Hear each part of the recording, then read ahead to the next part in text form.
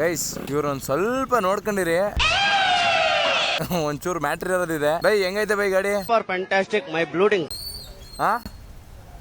ಅಲ್ಲ ಯಾಕೆ ಗೊತ್ತ ನಿಮ್ ಕೈಲಿ ಓಡಿಸಿದ್ನ ತೂಕ ಅವೆಲ್ಲ ಏನೋ ಒಂದ್ ತೂಕ ಕೂತ್ಗಳಲ್ಲಿ. ಗೈಸ್ ಇವ್ರ ಬಗ್ಗೆ ನಿಮ್ಗೆ ತುಂಬಾ ಕಡಿಮೆ ಜನ ಗೊತ್ತಿರುತ್ತೆ. ಅತಿ ಶೀಘ್ರದಲ್ಲಿ ಒಂದು ಇಂಟ್ರೊಡಕ್ಷನ್ ವಿಡಿಯೋ ಬರುತ್ತೆ. ಸುಮ್ನೆ ಟಚ್ ಅಲ್ಲಿ ಇರ್ಲಿ ಇವರು ಅಂತ. ನಮ್ದು ಮನುಬೈದು ಯಮ RX-Z ಇತ್ತಲ್ಲ, ಈ ಒಂದ್ ಬೈಕ್ ನ ಇವ್ರ ಹತ್ರ ಓಡಿಸ್ಬೇಕು ಅಂತ ಅಲ್ಲಿಂದ ತಗೊಬಂದಿದ್ದು. ಶ್ಯಾಮಣ್ಣನ ಹತ್ರ ಒಂದ್ಸಲಿ ಓಡಿಸಿ ಫೀಲ್ ಹೆಂಗೈತೆ ಅಂತ ಕೇಳ್ಬೇಕು ಅಂತ ಈ ಗಾಡಿನ ಇಲ್ಲಿ ತಗೊಬಂದೆ.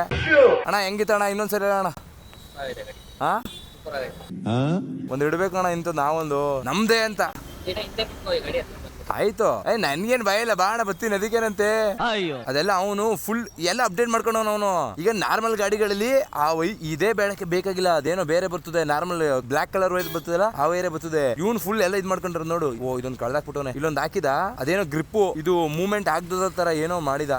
ಅದು ಮಲೇಷಿಯನ್ ತರ್ಸ್ಕೊಂಡಿದ. ಸಾಕಾಗಿಟ್ಟಿದ ಮಾತ್ರ ಈ ಗಾಡಿ ಅಂತೂ. ಆಮೇಲೆ ಈ ಬೋರ್ ಹೆಂಗೆ ಗೊತ್ತಣ್ಣ, ಈಗ ಇಂಡಿಯಾದಲ್ಲಿ E1 E2 E3 ಸೀರೀಸ್ ನಡೀತಾ ಇದೆ ಬೋರು. ಇದು Y1 ಸೀರೀಸ್ ಅಣ್ಣ, ಇಂಡೋನೇಷಿಯಾ ಬೋರು. ಸಾಕಾದ್ ಬೋರ್ ಅಣ್ಣ. ಹೆಂಗ್ ನೋಡೋಣ ಸೌಂಡ್ ನೀವೇ.